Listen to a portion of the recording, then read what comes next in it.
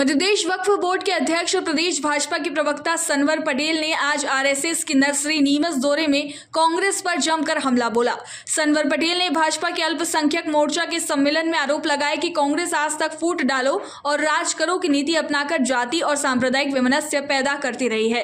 कांग्रेस की तुष्टीकरण की नीति की वजह से देश में मुसलमानों की हालत बदतर है। उन्होंने कांग्रेस को आड़े हाथों लेते हुए यह भी आरोप जड़ा कि जब देश और मध्य प्रदेश आगे बढ़ता है तो कांग्रेस के पेट में दर्द होता है। अपने संबोधन में सनवर पटेल ने अपील की कि मुसलमान भाजपा को वोट करते हुए जावरा मंदसौर नीमच लोकसभा सीट से सुधीर गुप्ता को पिछली बार की तुलना में अधिक मतों से विजयी बनाएं।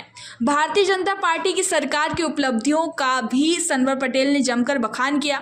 उन्होंने कहा कि भाजपा की सरकार ने पिछले 10 वर्षों में देश के गरीबों के उत्थान के लिए काम किया है। सरकार की प्रधानमंत्री आवास योजना, आयुष्मान कार्ड, लाडली बहना और तमाम योजनाओं का लाभ अल्पसंख्यकों को भी समान रूप से मिला है। कार्यक्रम को विधायक दिलीप सिंह परिहार और भाजपा के जिला अध्यक्ष पवन पाटीदार ने भी संबोधित किया। अल्पसंख्यक मोर्चे के कार्यकर्ता सम्मेलन में राकेश पप्पू जैन, हेमंत हरीत, इब्राहिम शेरानी, फिरोज पठान, हाजी जावेद, शकील कुरैशी, अता हुसैन, सादिक मसूदी, सैयद आबिद अली, अमजद पठान, मोहम्मद शफीक कुरैशी और बड़ी संख्या में अल्पसंख्यक मोर्चा के कार्यकर्ता मौजूद रहे। नीमच प्रवास पे आए हैं, क्या खास बात? देखिए, भारतीय जनता पार्टी आज देश ही नहीं दुनिया की सबसे बड़ी पार्टी है और वो इसलिए कि उसकी अपनी एक अलग कार्य पद्धति है। भारतीय जनता पार्टी में जो भी जिम्मेदारी पर हैं, दायित्ववान लोग हैं, वो सबसे पहले भारतीय जनता पार्टी के कार्यकर्ता हैं और भारतीय जनता पार्टी अपने कार्यकर्ताओं का जहाँ निर्देश देती है कि आपको वहाँ जाना है, उसी नाते हम यहाँ आए। आज लोकतंत्र का बड़ा उत्सव है कि लोकसभा के चुनाव में और लोकसभा के चुनाव में भी पूरे देश की नीति और भाग्य को बदलने वाला है चुनाव।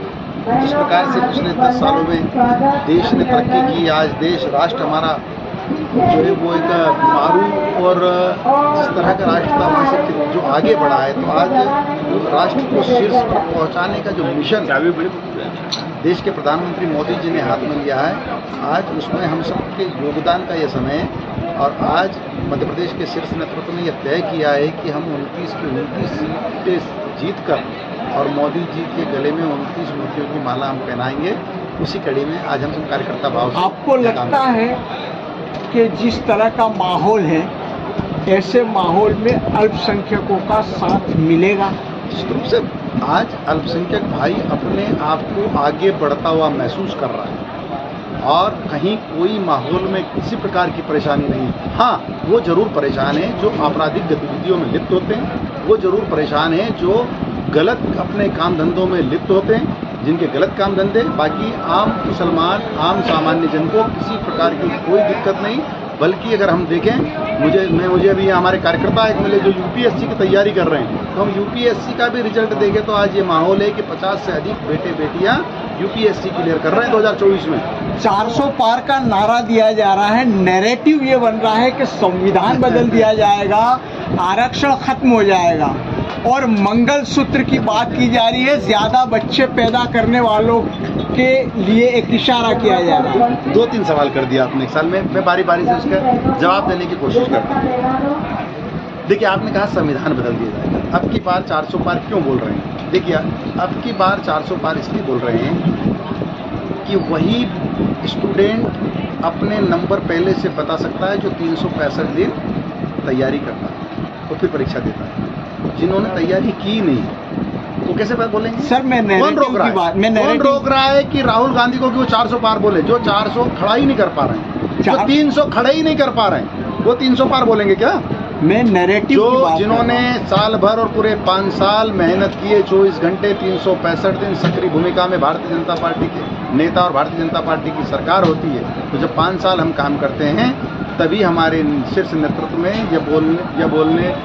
बोलते हैं वो कि हम 400 पार चाह रहे हैं। दूसरी बात आपने कही, मैं आपको बताना चाहता हूं कि भारतीय जनता पार्टी संतुष्टिकरण की राजनीति करती है और कांग्रेस ने सदैव तुष्टिकरण की राजनीति की। तुष्टिकरण करके और अल्पसंख्यक भाइयों को, मुसलमान भाई बहनों के हाथ में उन्होंने पाने 25 पकड़ाने का काम किया। पिछले 60 सालों में लगातार पूरे के पूरे वोट लेकर, लगभग पूरे वोट लेकर कांग्रेस ने मुसलमानों को पीछे धकेला है, उनको डरा कर रखा है। आज भी वो डराने का काम कर रहे हैं, आज भी वो भड़काने का काम कर रहे हैं। और भारतीय जनता पार्टी सबका साथ सबका विकास के नारे को साथ में लेकर और संतुष्टिकरण का काम कर रही, बढ़ाने का काम कर रही है। विकास क्या, जहाँ तक आप बार बार बातें कर रहे हैं तो फिर मुस्लिम मंगलसूत्र ये सारी बातें आ रही, क्या मानते हैं आप, विकास पे चुनाव होगा या हिंदू मुस्लिम? देखिए, विकास पर चुनाव हो रहा है, लेकिन जब आप एक राजनीतिक दल के नाते काम करते हैं और एक बड़े राजनीतिक दल का मैनिफेस्टो जिस तरफ इशारा करता है उसका जवाब